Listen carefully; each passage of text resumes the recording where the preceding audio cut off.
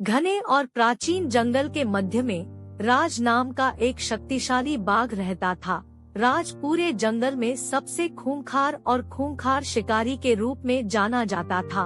उसकी शक्तिशाली दहाड़ सबसे साहसी प्राणियों की रीढ़ को भी कंपा सकती थी। लेकिन जंगल के पदानुक्रम के बीच मिया नाम का एक छोटा चूहा भी था।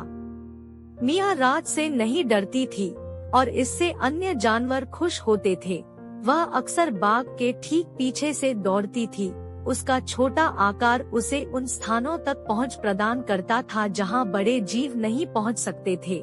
मिया अपने साहस और दूसरों की मदद करने की इच्छा के लिए जानी जाती थी, चाहे उनका आकार कुछ भी हो। एक दिन जब राज जंगल में घूम रहा था, उसने खुद को एक शिकारी के जाल में फंसा हुआ पाया।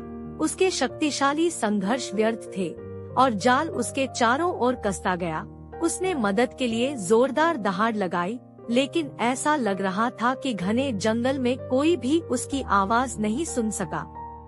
हालांकि मिया पास ही थी और उसके तेज कानों ने फंसे हुए बाघ की हल्की चीखें सुन ली।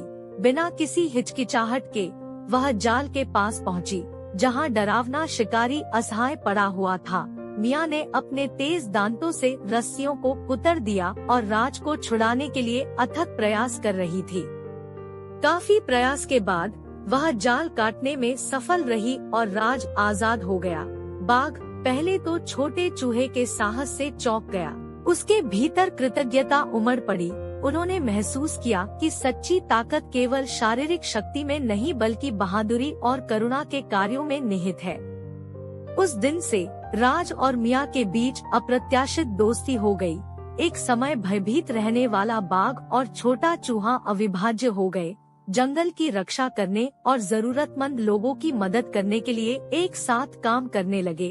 अन्य जानवर दोनों के बीच के अनूठे बंधन पर आश्चर्यचकित थे, यह जानकर कि ताकत कई रूपों में आती है और यहाँ तक कि सबसे शक्तिशाली भी कमजोर हो सकता है। राज की दहाड़ से अब जंगल के निवासियों के दिलों में डर नहीं रहा। इसके बजाय यह मिया नाम के एक छोटे लेकिन साहसी चूहे की बहादुरी और दयालुता के कारण एक भयंकर शिकारी से एक रक्षक में बाघ के परिवर्तन की याद दिलाता है।